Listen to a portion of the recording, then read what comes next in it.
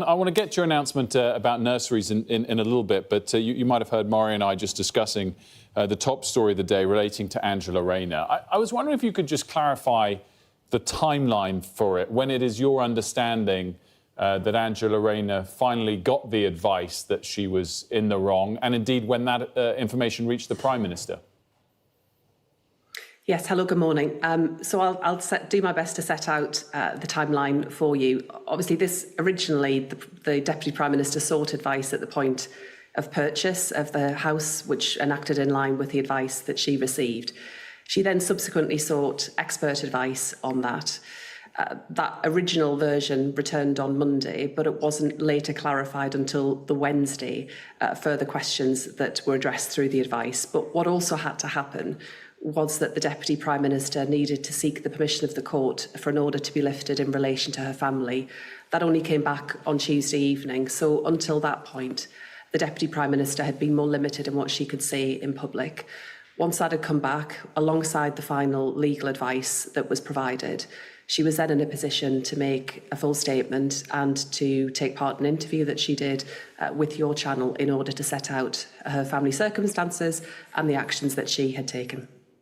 And the Prime Minister, I think, most vociferously this week was still defending her in kind of almost always in a BBC interview at 2 p.m. on Monday. So presumably, even though Angela Rayner had got her advice back by Monday, the Prime Minister was not aware at 2 p.m. on Monday when he did that BBC interview that she had underpaid tax. As I say, the additional complication here is also the court order that was in place until Tuesday evening. And of course, you know, we all have responsibilities to make sure that we're acting in line with how the law will operate, especially where that relates to court orders and family situations, as was the case here. So it was once the order was lifted on Tuesday evening and once the final legal advice that had been returned on Wednesday that the Deputy Prime Minister was then in a position to set out, as she did, very fully what had happened, her family circumstances, and she gave a full statement and a full interview. I do think it is right that she did that she sought to be as transparent as possible, even though, as you'll appreciate, this is difficult because it relates to, you know, quite sensitive personal and family matters. But she has been open about that, and you'll know that the process is now that the independent advisor will look into all of the information here, will consider everything that is given to him. He will have whatever he needs, as you would expect, and it's therefore for the independent advisor to look at all of this and to reach a conclusion. And I can't speculate on that because it is, as I say, independent, and it wouldn't be appropriate for me to do so. So maybe the Prime Minister's hands were tied by legal matters, but was he aware on Monday that she'd underpaid tax?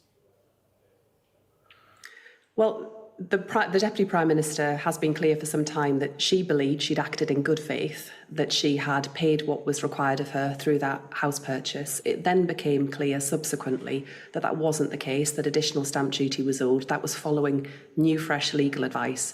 But as I say, there were limitations on what could be discussed given the existence of a court order that was there to protect her family and to protect her son. OK. I mean, I guess the implication of that is that the information did reach the Prime Minister on Monday. Do you personally think she should resign? My view is that we have an independent process and an independent advisor, and that's there for a reason. I'm not going to prejudge it. I can't speculate on it because I'm a member of the government. I have responsibilities too in terms of how I conduct myself. I do think it's right that the independent advisor now looks at all matters in the case, all facts, and he has the time and whatever he needs in order to reach his conclusion.